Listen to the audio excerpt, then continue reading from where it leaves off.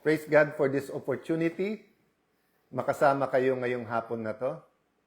Magandang hapon po sa lahat ng ating kababayan sa Luzon, Visayas, Mindanao. Ating po mga kababayan abroad. Of course, mga kapatid natin sa media. Our nation is divided. But that is because we have different opinions. The facts are distorted. So today, allow me to try to unify our thoughts as a nation using three tools. One is identity. Sino ba tayo? Sino ba tayo bilang mga Pilipino? First and foremost, for example, sa akin, I'm a Christian Filipino. Brother Robin is a Muslim Filipino. So we'll go so forth and so on, but we'll talk about identity. Number two, we can debate on many things, but we shouldn't debate on principles.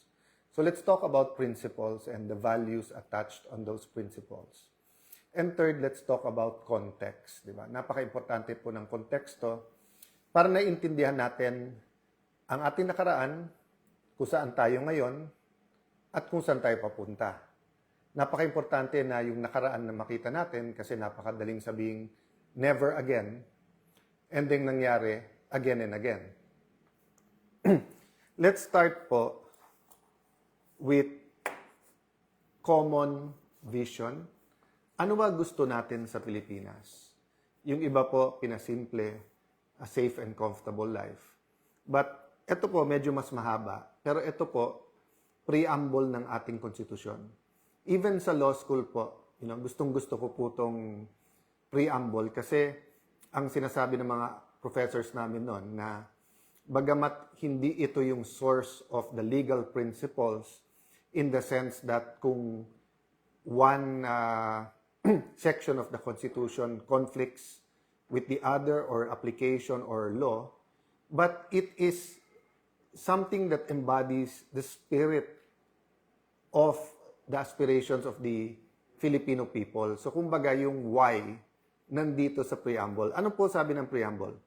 We, the sovereign Filipino people, imploring the aid of Almighty God, in order to build a just and humane society and establish a government that shall embody our ideals and aspirations, promote the common good, conserve and develop our patrimony, and secure to ourselves and our posterity the blessing of independence and democracy under the rule of law and a regime of truth, justice, freedom, love, equality, and peace. Do ordain and promulgate this Constitution. So, i-break down po natin to para tanungin natin sa ating sarili, lalo po yung mga kabataan ngayon, na maaari yung history ng Constitution na to ay mas buhay sa amin mga martial law babies in the sense that yung context. Pero I do know that the ideals, masasabi kong mas buhay sa inyo kasi kayo mga aktivista ngayon. So, let me first connect it with Jeremiah 29:11. Sabi sa Jeremiah 29:11, during the time na hirap po ang mga Hudyo sa kanilang pinagdadaanan, sa sunod-sunod na pag-uusig, struggles, sa pag-iisip na may Diyos pa ba tayo, inabando na ba tayo, may pag-asa pa ba tayo. Many of the things they felt, many of our people are feeling, no? But, and I like Jeremiah because he's a prophet na kinikilala ng Hudyo, ng Kristiyano at ng Muslim. Sabi ni Propetang Jeremiah, "For I know the plans I have for you, declares the Lord. Plans to prosper you and not to harm you. Plans to give you hope and a future." So yung aking kaibigan parating sinasabi yung hope and a future, magkasama po yon. So, tingnan natin, we the sovereign people, sovereign Filipino people. Ano po ibig sabihin ng we the sovereign Filipino people? Ibig po sabihin, ang problema ng Pilipino, kailangan harapin ng mga Pilipino. Ang gobyerno ng Pilipino, kailangan ang nasusunod mga Pilipino. Hindi pwede dito na yung ibang bansa, no matter how powerful, so dun sa nagsasabing pro-US sila, pwedeng maka-impluensya pero hindi pwedeng ang Estados Unidos ang nagdedesisyon para sa atin. Sabi naman nung iba, may mga pro-China. Hindi pwedeng ang China ang nagde-decide para sa mga Pilipino. Having said that, when you are a sovereign people, you decide, not because you're anti whatever other nation. Ako po, hindi ako anti any other nation. I am pro-Philippines. So I will decide based on 3 books. Yung rules ng Senate, yung Philippine Constitution, at ang Biblia. Yan po yung 3 libro na susundin ko. At walang conflict yan sa sovereignty. Ano po yung pangalawang nakalagay? Imploring the aid of Almighty God. Tayo po ay makadiyos na bansa. So regardless of faith, no? Bawal po na magkaroon ng official religion ang Pilipinas. Pero hindi po bawal ng ating mga religious leaders ay magbigay ng kanilang mga opinion, guidance, principles, values, no? Ang hinihingi ko lang po that it should all have a common denominator, which is the love for God and love for country, and not hate. Ang sabi po dito, in order to build a just and humane society, so we're here po to build. Dapat po nation building ang ating ginagawa. Ang nakalagay po dito, establish a government that shall embody our ideals and aspirations. Ang ibig po sabihin nun, meron po tayong values, meron po tayong ideals. For example, nasa ilalim po, the regime of truth. Isa pong ideal yon. So, wala po dapat sa buto natin ang cover-up, ang pagtakpan ang totoo, ang kasinungalingan. So, kung may corruption, dapat ma-expose. Kung may pandaraya sa eleksyon, dapat ma-expose. Kung may mga pinatay, dapat managot yung mga pumatay. So, I just want to emphasize one more thing, no? The blessings of independence and democracy. Ano po kayo kabaliktaran ng blessing? Curse po. So, meron pong curse ang dependence. So, even po, as we are today, hindi katulad ng panahon ng Kastila, panahon ng Hapon, panahon ng Amerikano, nasasabihin hindi tayo independent. But, pwedeng ang mga leaders natin ay maging hindi dependent. Pwedeng ang ating Pangulo ay makinig sa isang bansa lang. Pwedeng ang Senado ay maging kasangkapan ng Malacanang imbis na maging independent. So pagka independent, may blessing. Pag ito po ay naging puppet at may puppet master, curse na po to. Ganun din po ang democracy. And later, I will talk about the dangers to our democracy. Ang democracy po, ang ibig po sabihin yan, tayo representative democracy. So we exercise our democratic rights individually by voting. There are other manners of exercising our democracy. For example, free speech, demonstrations, rallies, pagpo-post sa Facebook, paggamit ng social media. Naalala nyo po nung parang pinagbabawalan or hinihigpitan ng mga OFW sa Balikbayan Box pagdala dito. Grabe ang mga protesta doon, mga videos na pinadala ng ating mga kababayan. That's an example of democracy in our own hands, no? Having said that, we usually exercise democracy to our representatives, our mga bukal natin, mga kagawad sa barangay, ang ating mga kongresista, ang ating mga senador. So, sa pag-ordain ng konstitusyon na to, yan po yung ating mga ideals. So, napaka-importante po na bagamat ito po yung mga libro at ito yung mga papel, may symbolism po, buhay po yung mga salita na yan, di ba? So, katulad sa atin, let me address to my fellow Christians, di ba? Or actually, kahit sino naman po na spiritual, di ba? May libro kayong sinusunod na sinasabi niyong holy. Hindi niyo pwedeng sabihin papel lang yan or salita lang yan. Yung bawat word dyan, kahit saan mo buksan, halimbawa, nakalagay love. Di ba? Halimbawa, bawat anuman ang word dyan, hindi lang po yan buhay.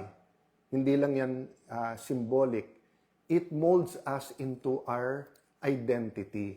And yung identity po, for example, no, hindi mo pwedeng sabihin na si Juan de la Cruz ay isang Christian Filipino na mahal ang Diyos at mahal ang kapwa niya. Tapos ang ginagawa niya ay lahat ay labag sa loob ng Panginoon at ang ginagawa niya ay walang iba kundi pang-aapi sa kapwa. So hindi tugma sa kanyang identity ang kanyang values at principles. So pag tinanong mo, ano ba talaga yung Juan de la Cruz? Ay, wala yan. Hindi maka-Diyos, hindi makatao. So hindi yun yung talagang akala ni Juan de la Cruz na siya. Our identity tells us a lot of things, including where we will be, who we are, what our family will look like, what our community will look like, and eventually, it will form the national identity and will declare where we're going. So, pag sinabi natin, we're a Christian nation, pero number 2 tayo sa pinaka-corrupt, hindi talaga tayo Christian nation. Di ba? Pag sinabing ang ating bansa, mahal ang mahihirap, tapos hindi natin pinapagamot yung mga may sakit. Hindi po natin binibigyan ng living wage. Mata pobre ang ating society. So, pag sinabi natin we are a democratic nation, pero diktadorya ang umiiral o kung sino lang makapangyarihan ang nasusunod, then we're not a democratic nation. So let me give you a context from my point of view. So syempre nung 2022, I ran for the Senate ulit. Nag-observe lang ako. I was soul-searching, if I can call it that, no? And of course, I had my own questions, di ba? Dahil, yun nga, martial law baby ako. I was very supportive of Ferdinand Marcos Sr. Panahon po namin I was 13 years old, 12, 13 years old nung namatay si Senator Benigno Aquino. I did not really know who he was until he attempted to return and he was killed, no? 1984, na-elect ang aking ama bilang assemblyman ng Taguig, Pateros at Muntinlupa. That's my first pagkamulat or understanding of government. And then 1986, of course, is the EDSA Revolution. And even a day before it started, kausap na namin ang tatay ko kasi gusto nga kaming paalisin at siya'y first time na nakita ko ang aking ama na umiiyak o lumuluha dahil he was ready to give his life kasi sabi niya, eto na yung panahon na kailangan lumabas lahat ng totoo. And as a 15-year-old teenager, I couldn't understand why someone has to give their life for truth. Kasi di ba mula sa pagkabata, basta eto tama, eto mali. Eto kasinungalingan, eto yung totoo. So we were taught from the start that you're always rewarded if you do what is right. Pag tama, may reward. Pag mali, may mapaparusahan ka or mayroon pong consequence. Diba? Kaya nga sabi nila, if you can't do the time, don't do the crime. No? But siguro yung sa murang edad, 15 years old, parang, bakit nagpapaalam ang aking ama at bakit siya makukulong o bakit siya mapapatay kung ilalaban na yung totoo? Then the 4 days of EDSA unfolded. So here I am in 2022, 51 years old, naging konsehal, vice mayor, speaker of the House of Representatives, nahalal pangatlong beses sa Senado, naging Secretary of Foreign Affairs, at iniisip ko, never again, pero nandito ulit. Pero I do believe na yung kasalanan ng ama, hindi naman kasalanan ng anak. And I do believe in democracy, meaning if ang nanalo ay isang taong hindi ko naman ka-close, I have to follow what people want or who they voted for, di ba? Kasi hindi pwedeng democracy tapos yung gusto mo lang. Dictatorship yon. You have to respect the will of the people. So in 2020, so let me go back. 2016, nung nanalo si President Duterte, I was asked informally by someone very close to the President, total hindi mo nakuha yung number 2, kunin mo na yung number 3. So sabi ko, anong number 3? Ikaw na mag-Senate President. So nung binubuo ko to, again, I believe in principles. I don't want to live my life very arbitrarily, no? So kung this is what President Duterte stood for, then dapat sundin ko yon. So Senator Lacson and Senator Tito Soto came to me. Alan, 8 o 9 sila. 8 o 9, magbuo ka lang ng 4, I think 9 sila, magbuo ka ng 4, 13 na tayo, Pero sa Siyam, eto yung kami. And nung tinitignan ko, for example, he wanted to be chairman ng public order, which is forte naman niya. Basta isa-isa tinitignan ko at sabi ko, mukhang pag tinanggap ko to, mabuti for me. Pero baka under the gun ka agad ang ating Pangulo sa lahat ng gusto niyang gawin. And I'm not talking about Senator Lacson lang, but many. Kasi nga, ang dami ng, for example, nasabi ni Pangulong Duterte, unahin ang sweldo ng pulis at military doblehin. But there are many senators, including Senator Lacson, who said na kailangan lahat, hindi pwedeng sila lang. So there are things like that, no? Then I found out they were talking to Senator Drilon, who was the Senate President then, and kung sasama din, ibibigay yung Committee on Justice kay Senator De Lima, na alam kong gagamitin lang niya para siraan ang ating Pangulo dahil ilang taon siyang chairperson ng Human Rights Commission at ilang taon din siyang Secretary of Justice, pero hindi naman niya kinasuhan ang dating Pangulo. So sabi ko, i-offer nyo sa akin yan, pero isusubo nyo ito. Hindi ko po tinanggap. It was painful po because nga ako po ang kasama ng Pangulo, pinaglalaban ko at pinorma ko yung Senate majority ko to be supportive.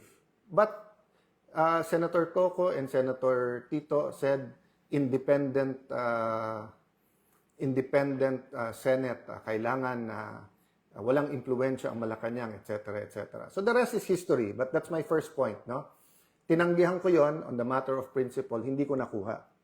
Fast forward 2025, nung nanalo na po sila Senator Lacson, Senator Tito, Senator Bam, Senator Kiko, etc., kinontak ako ng isang malapit sa Pangulo, etc., at sinabi kung hindi matatanggal si Cheese, ako na lang. No, walang basbas ng Malacanang to, pero ang kausap sila Senator Tito, etc. And it happened a second time nung uusapan namin yung tungkol sa Commission on Appointments. Sinabi sa akin ni Senator Loren yun, na alam mo naman kung anong offer. Sabi ko, guys, para kung kapatid na si Cheese, marami na rin kaming beses na magkalaban, but we promise each other to pray together, consult each other, move forward each other. So, naintindihan ko karamdaman nyo, pero hindi ko pwedeng kunin sa kanya. I can't do that, no? So, tinanggihan ko ulit. Okay. February 2026, yung ibang mga kasamahan ko, sinabi na, ginamit na yung Blue Ribbon, may mga pinagtakpan sa majority nila, no? May mga pinakita sa akin whether ito yung basta saka ko na ilalabas yung mga ebidensya, but basically ang sinasabi, nakipagsabwatan si Senator Lacson sa administrasyon para iporma laban kay Jinggoy, kay Cheese, kay Joel, etc. Regardless kung may zero truth, partial truth, or whatever. And then may mga pinagtakpan, no? From masterminds lower. And then iba-ibang grupo 'yon, ha.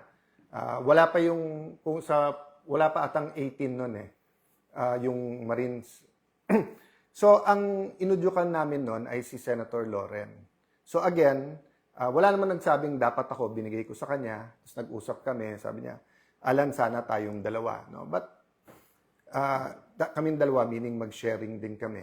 So, when we were going to execute, dahil may 14 na kami, biglang may mga tumawag at doon po nag-umpisa. Doon ko nalaman na negotiable pala yung mga kaso nila.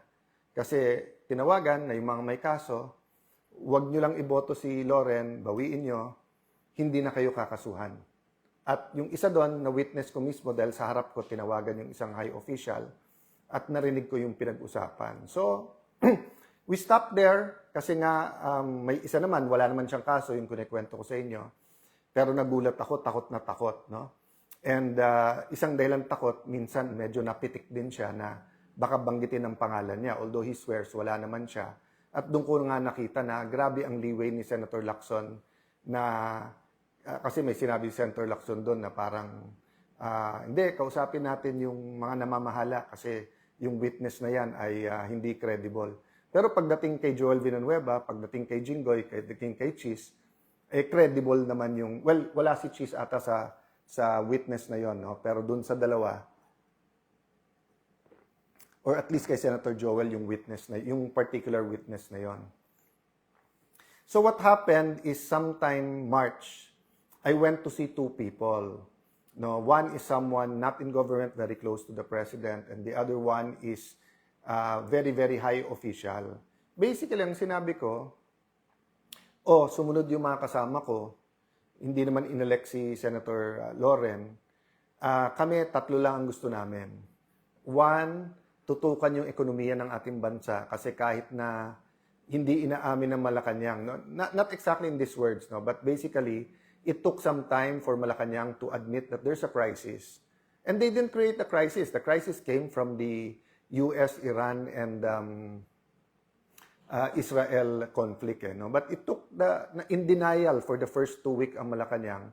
Samantalang every other government in ASEAN, around the world, in Asia, were already pinoporma na nila yung mga contingency plans. Diba? That's why nga, nag-file ako, pero sinabi nila Senator Tito, SP, wag lagyan ng ilang days yung contingency plan ng Malacanang, and then afterwards yung Protect Committee, ako at mga staff ko nag-draft noon para nga may pressure sa Malacanang na to deal with the economic. Okay, pangalawa, sinasabi nila importante yung impeachment, and sabi na hindi namin papangako boto namin kasi nga we have to do it sa ebidensya. So panay ang tanong sa amin, so you will allow na lumabas yung ebidensya? Sabi, of course, that's part of our job. Hindi namin job ay i-convict o kaya i-acquit na mag-a-act kami as prosecutors or as defense lawyers. Ang trabaho namin mag-judge, no? And then, syempre may magtatanong sa Blue Ribbon. Sabi namin, wala kaming specific target except yung katotohanan. Meaning, there has to be a way that the Blue Ribbon will not be used as a tool laban lang sa kalaban ng mga administrasyon, then mapagtakpan yung totoo. Of course, at that time, hindi ko pa alam yung main allegations regarding certain Malacanang personalities and going all the way to the top.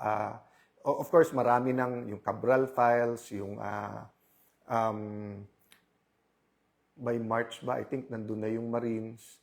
And then also yung Bersamin files. Basta't marami yan, no? So, basically, ang message ko was, malabo namang makabuo kami, pero it's always possible. So, ang pinapaabot lang namin sa Malacanang ay hindi na po feasible yung Tito Soto,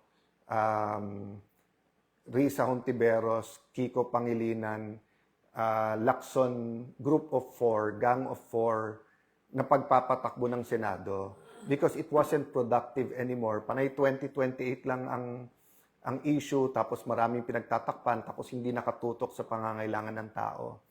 They didn't listen to me.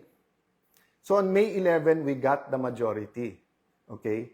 Hindi namin alam na si Senator Soto mismo, si SP, nagpapasok ng mga NBI at mahigit na 20 ahente nakakalat na sa buong Senate.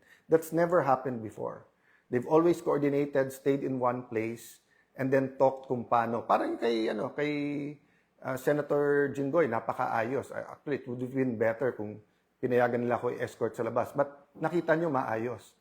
So yung May 11, in hindsight makikita nyo na po mga kababayan na May 11, set up nila yon. May 13, sila naglagay ng full battle gear na mga NBI at mapapatunayan namin, Senate premises po yon. So, ang point ko po, sila yung nanggulo ng nanggulo, yung 11 kakampi ang Malacanang, kakampi po ang NBI, tapos pinapalabas, ako at kami ang magulo. Clear na yon, hindsight even yung walkout, nung sila nag-walkout, 12, wala daw quorum. Nung nagka-12 sila, meron na biglang quorum. Nung sinabi nila, gusto lang nila magtrabaho. Di ba? Nakita nyo naman po, hindi man lang nagbigay ng mga pangalan sila doon sa mga committee. So, paano nila sasabihin gusto nilang magtrabaho? Tapos nakita nyo, nung sinabi nila si Senator Wing ay acting Senate President, unang issuance, work from home. Nung pumasok pa rin ang mga taga-Senado, ang sinabi, 10:00 umuwi na kayo. Hindi ba katawa-tawa yon, di ba? Yung sasabihin sa'yo, work, let's get back to work. Tapos yung unang i-issue is to work from home, then the next day, umuwi na kayo. 10 o'clock pa lang, pinapauwi na. Kaya nga sabi ko, mag-ingat si Senator Win, kasi maganda naman future niya. Huwag ka magpagamit sa Malacanang at dun sa mga kasamahan mo, kahit binibigyan ka ng high position. I'll give you the advice that someone I really respect gave me, which is, receive, don't grab. I didn't grab the Senate presidency in 2016. I didn't grab it in 2025. I didn't grab it in February 2022. But to God's grace, napunta sa akin.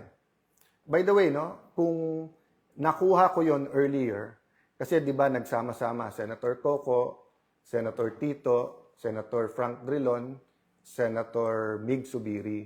Alam nyo kasi sinasabi nila masarap maging Senate President. Yun yung reading between the line, ha? Kasi usually tens of billions ang pwede mo ipasok sa budget.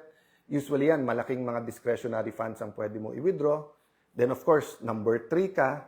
So sa lahat ng mga ahensya ng gobyerno, basically you're a VIP there. Ang daming perks po ang pagiging Senate President, no? So when the 4 of them says na, Alan, bumitiw ka na lang, huwag kang kumapit sa posisyon, no? First and foremost, nagulat ako na these personalities, especially Senator Drilon and Senator Coco, were staunch anti-Marcos personalities. Suddenly, Marcos na rin, no? I'll go to that later, but what's my point? Sila na-enjoy nila lahat yan. Ako, the day na tinanggap ko at sinabi ko sa mga kasamahan ko, I'm up to the challenge. Kasi nung sinabi sa akin ni Senator Loren, ikaw na, Alan, kumilos na tayo. Nagtanong muna ako I went to Senator Cheese and said na, ako ba dapat talaga pa? But the day na tinanggap ko, I knew, I will not be an ordinary SP. This isn't the usual, di ba, na first among equals ka, na malaki pondo mo. I knew, laban to ng katotohanan. And I was told already na linggo-linggo, sisubukan kang alisin, laging araw-araw. And I knew na grabe ang gagawin nila, pero hindi ko na-imagine talaga na I knew they were gonna throw at me the kitchen sink. But I didn't know that pati yung kitchen itatapon nila. We knew na bubuhayin yung kaso laban sa iba sa amin, pero hindi namin alam na ganun talaga yung pressure na gagamitin, no? But the reason I bring that up, I wanted to emphasize, hindi kami nagkulang sa trying to build bridges. So finally, nung naka-first base kami, kausap namin ilan high officials and then hanggang umabot sa Malacanang, we communicated that you can trust us in me in particular and the group kasi nakausap ko na yung grupo. Gagawin namin maayos ang impeachment. Hindi namin papangako boto namin, but we will commit na we will listen to the evidence, we will view, we will hold it together with the legislative. Nag-commit din kami dun sa economic. Sabi namin, pagdating sa Blue Ribbon, aayusin natin yung mga hearings na hindi maapektuhan yung ating mga negosyante. But ako, sabi ko, kailangan lumabas yung totoo. Okay? So, hindi po kami nagkulang. So, yung 11 sa pagko-convince sa Malacanang na kalaban yan. So, the problem is they kept on inching towards doing illegal and immoral things until we got to the situation we are in here today. So yung po yung basic context of how we got here today. But more important than the state of the Senate is the state of the nation. So let me go to that. Sabi nila po, yung hindi marunong lumingon sa kanyang pinanggalingan ay hindi makakarating sa kanyang paruroonan. Sabi nila, history repeats itself. So nung sinabing never again, nagulat tayo bakit again. But I think all of us, not only those who voted for the Marcos Duterte team, but even those who didn't, were praying and hoping maging successful dahil ang success ng administrasyon na to ay success natin lahat. Ano naging problema? Slowly and clearly, a pattern of corruption was shown. And then, nung sinabi ng Pangulo, mahiya naman kayo, lumabas po dito yung pinakamalaking corruption scam sa Pilipinas, involving trillions of pesos, including stolen money of at least hundreds of billions of pesos. By the way, si Senator Joel was one of those who first warned about it. So, kung ang sasabihin nila, paano naging Pangulo yon dahil he warned about it. Well, winar ng Pangulo, that was, I think, SONA ng 2025. But si Joel has been warning since 2023. To be fair, panahon pa ni Duterte, sinasabi niya na bantayan yung flood control sa Bulacan. So, what is the state of the nation? Remember when President Marcos Sr. was elected, he was very, very popular. No? I think he still is one of the greatest orators of the Philippines. And he knew our culture. Alam niya yung damdamin ng Pilipino eh. At alam niya nung mga panahon na yon, when communism was sweeping the world, when there was the Cold War, and then it was sweeping Southeast Asia. And you know, if you look at Southeast Asia, it looked like a region na sigurado ang gera, with a conflict with Malaysia over, hindi pa yung South China Sea noon, yung Sabah pa. And then, iba-iba ang religion at iba-iba ang form of government, no, ng Thailand, Singapore and Malaysia had a problem. Thailand had a problem with its neighbors, diba? Kaya kung hindi nga nagkaroon ng ASEAN, maaring naging war-torn ang ASEAN countries. But my point is, nagamit yung fear of communism, and then because from number 2 in the world sa ekonomiya, we were number 2, number 1 ang Japan sa region natin sa Asia, number 2 ang Pilipinas, then suddenly number 2, number 3 tayo sa bottom, 'di ba? After by the time na mag-EDSA revolution na. But the point is, ginamit yung economic crisis, ginamit yung class war, 'di ba? Yung oligarchs, yung control ng oligarchy sa Kongreso at sa ating ekonomiya at yung komunista. So it was such a big fear that many accepted martial law, 'di ba? And that's how we lost our democracy. So by the time na we regained it in 1986, an Aquino had to give his life, and then there was a need of the people to march on EDSA in the EDSA revolution. So fast forward, EDSA 1, EDSA 2, EDSA 3, iba-ibang stories, but we continued to fight corruption, and there were different kinds of abuses. But what's happening now? Basically, what's happening now is for the fear that magkaroon ulit ng Duterte administration, kampi na lang tayo lahat sa Malacanang. Diba? That's why sabi ko, meron tayong Marcos pa rin. These are the loyalists from the start. And of course, the Dutertes and Marcos ran together in 2022. But you've always had those who continue the legacy of President Cory Aquino and one of our country's heroes, Senator Benigno Aquino. Yung whether you call them Dilaw, whether you call them yung halo-halo, yung Laban, PDP Laban, all these political parties, Dilaw tapos naging pink because nga nagkaroon ng mga issues during the Duterte time, no? Pero nagulat nga ako na gumising tayo isang araw, dalawa yung kampo. Kampo ng Duterte at yung Marcos pa rin, na nagsama na yung Marcos na rin.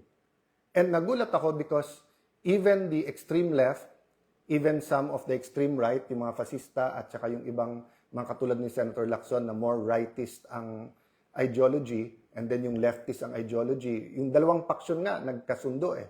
Mas mabuti yung mas extreme or yung affirmist kasi kahit papano nagkri-criticize din. But yung grupo nila Risa, Ontiveros, nila Ronald Llamas, talagang puring-puri na sa Marcos administration, no?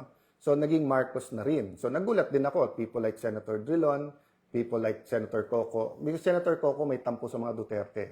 So never mind na lumalabas Marcos na rin, ang importante to prevent another Duterte administration. And I don't blame those who think that extrajudicial killing is a essential part of any Duterte administration. I don't take that against you. Yan yung paniniwala nyo. Iba paniniwala namin, iba tingin namin sa drug war, iba tingin nyo. But my point is this. In the same way that oligarchs, communism, and the economic crisis was used to lose our democracy, malayo na malapit na yung panahon na we're losing our democracy because of an economic crisis which is here, because of fear of another Duterte administration, and then because of the flood control na sobrang daming tatamaan sa ating lipunan. So, the moment of truth is coming, and I use it literally, the moment of truth. Ang issue ngayon, katotohanan. Democracy is also an issue, but the issue is truth. Do you want a Senate that will cover up the truth? So, pinipilit ni Senator Erwin Tulfo na mag-hearing sa Monday, even if we know that yung na bogus, peke, hindi totoo yung kanilang session, so hindi rin totoo na acting Senate President si Win Gatchalian, at hindi rin siya totoong chairman ng Blue Ribbon Committee. Sabi sa akin ng media nung Thursday, Sir, anong ebidensya mo na ang Malacanang ay involved? Well, aside from sino pa ba pwede magpadala ng NBI ng 2 araw kung hindi Malacanang?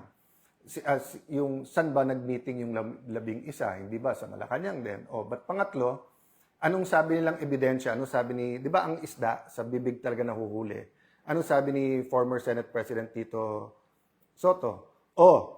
Ang naniniwala na kami ang majority at si Senator Win ang acting Senate President ay Malacanang House of Representatives. Ikaw na nagsabi, Malacanang, kasama sa plano eh. Yun din ang sinabi ni Senator Win. Para walang gulo sa bangko, sa mga empleyado, tanong natin sa civil service. So, yun po ang sinasabi kong, guys, kung mahal nyo si Senator Win, huwag nyo sirain yung kanyang future. Saan ka nakakita ng Senate President, unang gagawin, imbitahin yung SILG, yung Secretary of Interior and Local Government, para ayusin yung peace and order sa Senate. May sarili tayong USAA, may contingent tayo ng Marines PNP, may PNP sa labas. Pag kulang yon, you can request the PNP. Hindi mo pinapapunta yung SILG mismo. Ngayon naman, ang magde-decide kung sinong Senate President, hindi rules natin, hindi konstitusyon natin, civil service. Sino ba nag-appoint ng Civil Service Commission? Malacanang din, di ba? So, napakahirap po. But I'll offer you a solution, Senator Win. Mag-meeting tayo, may naiisip akong solusyon. Mahirap umanap tayo ng solusyon kung sino ang tunay na Senate President kasi yung 3 libro na hawak ko ay nagsasabing yung legitimate Senate President, yung nahalal nung 13. No? By the way, guys, let me go to that muna na mabilis. Ito. Sabi po sa Philippine Constitution, hindi lang to sa rules, sa Philippine Constitution, nakalagay po dito, the Senate shall elect its President and the House of Representatives its Speaker by a majority vote of all its members. Of all its members. Iba po yun sa sinasabi dito, a majority of each House shall constitute a quorum to do business, but a smaller number may adjourn from day to day. So yung a majority of each House and a majority of all its members, magkaiba yon. At sinasabi din dito po na, meron po kasi dito yung about each house being able to pass its own rules, no?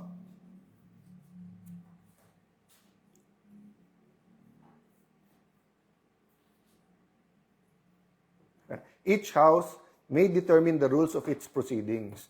So kung titingnan mo ang rules natin, yung officers po, yung secretary, yung sergeant at arms, Senate President pro tempore at Senate President, 13 ang kailangan. Kasi all members. So, ang Constitution ay nagbibigay ng power sa rules at sinasabi po dito sa dalawa na kailangan 13. So, kung walang 13, hindi kayo tunay. Going back to yung hearing ni Senator Erwin, the 12 might want to rein him in even during martial law, even during the abuse of arrest, kaliwat kanan at yung mga torture, wala pong high official na nagsabing, kwekwelyuhan ko yan, ako mismo arrestuhin ko yan, etc. So, you know, it's incredible that you'll have a human being speaking like that. Kaya sa sulat ni former Congressman Michael Defensor, dapat ang sagot namin ay simpleng, umattend kayo sa legitimate na Blue Ribbon Committee dahil yun ang may legal protection. Pero siguro, idadagdag ko dun sa sulat na yung ganun mental state ng isang senator tapos siya ang magiging chairman, walang makakapag-guarantee ng inyong safety doon. At tandaan nyo po, tapos na po tayo doon sa 18 Marines, kung gusto lang ipatawag ulit under Senator Marcoleta, pwede mag-attend sila Senator Win. Pero nandun pa tayo sa 2 o 3 witnesses na ang bibigat at may mga dokumento at talagang mayayanig yung ating bansa. Kaya po nagkakaroon ng ganito. Ang problema po, kaya sinabi kong malapit malayo, every time that the truth is about to come out, wini-weaken yung institutions. Winiken po ang House of Representatives, winiken po ang Senate. Sabi ni Senator Lacson, sirang-sira ng Senado. Ikaw naman sumira sa Senado through false testimony witness using the blue ribbon laban sa ating mga kasama. So, etong mga kaganapan ng May 11, 13, Malacanang ang may control dyan sa NBI, hindi sa amin. Tapos iwa-whitewash nyo pa para sabihin wala ang mga NBI sa loob ng Senado. So, tama yung sinabi ni Senator Gringo. Pag armado ka at dapat nandun ka, wala ka doon at nandun ka, bakit papagalitan mo yung reaksyon? So, he was talking about yung mga panahon ng kudeta. So, kung may mga sundalo sa labas ng Malacanang, natural na magwa-warning shot ang mga taga-Malacanang, paalisin ka. So, ginulpi na nila ang isang taga-OSAA, hinabol nila ang isang senador sa loob ng Senado. So, natural, nung pinaligiran nila ang Senado at they crossed over from GSIS into the Senate na naka-full battle gear, natural na magkakaroon ng warning shot. And then, ang sisisihin kami. Hindi yung nanggugulo. So, the point is, these hearings, you know, you had your chance to have hearings. Ilang buwan naman kayo na hindi nag-hearing. Di ba? So, siguro, ang haba na ng sinabi ko, my point is, mga kababayan, who are we as Filipinos? So, I had to think about my role. Komportable ako sa pagso-soul search ko, sa role ko po in transforming the nation, sa role ko po bilang isang Kristiyanong may pinaglalaban. Komportable po ako, quiet life with family, building our city. Pero nung tinawag ako, step up, be with the senators, be our leader, I had to say yes. Kasi yun yung role na binibigay sa akin. I knew I wouldn't enjoy the perks. I knew na baka kasuhan muna, kulong, intimidate, offer. But kailangan ko lakasan loob ko I have to put my whole faith in God. Today, day by day lang ako nabubuhay. Day by day, Lord, anong pinapagawa mo sa akin? So, dun sa mga nagpe-pray for us, pati mga nag-open letter, I don't get offended. Tama yung sinabi nyo. Ang prayer ko should be, Lord, saan mo ako gusto at anong dapat kong gawin? So, I'll stop there, but you also have to ask yourself that question. Whether you're a doctor, you're a lawyer, you're a soldier, wala kang trabaho, barangay tanod, anong role mo? Definitely to pray. Pero ano sa pagkikilos? Pagpo-post, pagproprotesta, pagpapanood kung ano nangyayari, let your voice be heard. Yung IBP, ngayon nagsasalita pa isa-isa yung mga abogado. I mean, ang daming issues sa quorum, etc. But in electing the officers, kahit basta't marunong magbasa, majority of all the members, di ba? Kaya nga sabi ng Malacanang, nire-review pa nila Constitution. Ang problema, they're bending the law and they're bending the Constitution, which is weakening institutions. At kaya nga tayo napunta sa diktatorya during that time. So in one sense, malapit na tayo because we keep trying to hide the truth. Okay, ulitin ko In one sense, malapit na po tayo kasi ilang institusyon na ang binaboy natin Nandun na tayo sa Senado And then, lahat ginagawa, hindi lumabas yung totoo. In the other sense, malayo pa. Kasi wala pa namang official declaration, etc., etc. Pero nagsusumula na Basta't ikaw ay kalaban, actually matagal na nagsimula yun, basta't ikaw kalaban ay kulong ka. Pero bailable yun Ngayon yung non-bailable na ginagawa. At ang masama, dati lumalaban yung institusyon. So nung pinadlock ang Senado, nagkaisa lahat ng senador at least more or less na wag nyo ipadlock yung Senado. Ngayon kasi, kapwa senador pa ang kumakampi sa Malacanang. Diba? That's why hindi ko na sinasagot isa-isa Kasi nga, team cover up between team ilabas yung totoo. Team independent versus yung team na ang Senado dapat kontrolado ng Malacanang. O sasabihin na, kasi kay Tito Soto or kay Win Gatchalian, maayos yung Senate. Maayos nga yung Senate kasi hindi nyo nilalabas yung totoo tapos nandun kayo sa ilalim ng Malacanang. So, I continue to offer Malacanang a partnership but check and balances tayo. No? So, weekend, Sunday time to think. So, wala namang problema, filean ako ng kaso. But for example, yung Tindig Pilipinas Kiko D, legacy ni President Cory Aquino is democracy. Legacy ni Senator Benigno Aquino is giving his life to fight for freedom and democracy. And then magpapagamit kayo sa Malacanang. Obstruction of justice. Sinabi na nung NBI, walang warrant na binigay sa amin.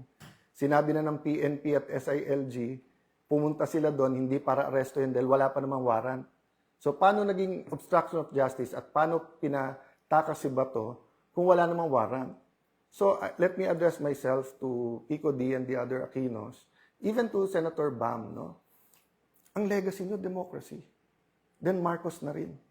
So, no problem.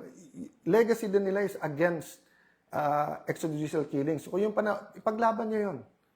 Legacy din ng mga Aquino is to sacrifice for the nation. So, if your sacrifice is fighting the Dutertes, okay yun. Pero okay sa inyo babuyin yung Senado. Okay sa inyo wag ilabas yung totoo sa flood control. Di ba, kaya nga, laban eh. Laban yung laban. Hiramin ko muna. Kasi hindi nyo ginagamit eh. Di ba? So, alam nyo naman, di ba, sa aktivista, ganyan. Sa Duterte, ganyan. Kailangan neutral ako eh. Dahil senator judge din ako. Ako pa magpre-preside ng impeachment. Pero pera muna nung laban. Kasi paano pag wala nang lumaban para sa Pilipinas? Paano kung Marcos na rin? So mga kababayan, let me end this way. Kung comfort lang po, sumang-ayon na po ako sa administrasyon. My life will be totally much easier, but I couldn't live with myself. Why? Life without a purpose is not living. Diba? You all have to consult your maker. Is this the kind of world that the Philippine Constitution wants? Is this the kind of world that the Bible tells us, the kind of Philippines we want, di ba? So, you might not like me, you might not agree with my politics, I'm not perfect, some of you might not even trust me. And if I'm wrong, then tama feelings nyo. But what if I'm right? How many of us didn't listen to the science in 1970s? And what happened for 20 years? So what if I'm wrong now? You don't have to like me. My stay as Senate President is limited. But every day that I'm here, laban po tayo. So, hindi natin kalaban ang Malacanang. Pero kalaban natin kasinungalingan. Kalaban natin yung nagpupunit ng pahina ng konstitusyon. So, mga kababayan, tonight, tomorrow, let's say a prayer. But let's ask ourselves, who are we? Anong identity natin? Paano natin maitutuloy yung laban? Hindi pwedeng everyday may bagong issue na lang. Issue May 11, habulin si Bato. Issue May 13, NBI attack the Senate o hindi. Issue ng walkout, 12 kayo, okay. Nung kami hindi dumating, 12 kayo, okay. Tapos, para hindi mapag-usapan yung testimony ng 18 Marines, magme-meltdown, magbabalistik si Erwin Tulfo. Tapos, para yun ang news. Tapos bukas, tatakutin lahat ng mga empleyado ng Senado na bibit-bitin, kakasuhan. Ulitin ko yung sinabi ko sa media, lahat ng kapangyarihan nasa kanila. Ang nasa aming katotohanan. But despite that, I'm willing to tonight and tomorrow, we'll be thinking of a way. Paano po hindi maipit ang mga empleyado? Paano po na yung mga bangko masunod ng tama? Anong tamang legal remedies natin? On that aspect, we can talk and find a way. Pero when it comes to truth, ibabalik ko ngayon sa majority yon. You really believe what you're preaching about the flood control? You really believe na after putting to jail some to get the quorum, they won't put more in jail to get... Gagawin kasi 18 na lang ang senador para 12 convicted na. At pagkatapos nun, manipulate na naman yung numero at saka yung konstitusyon para palitan yung konstitusyon. Again, if I'm wrong, then baliwalain nyo lahat ng sinabi ko. I'm just one other politician telling you garbage. But if I'm correct, and I hope that I am not correct, then we have to put faith into our actions.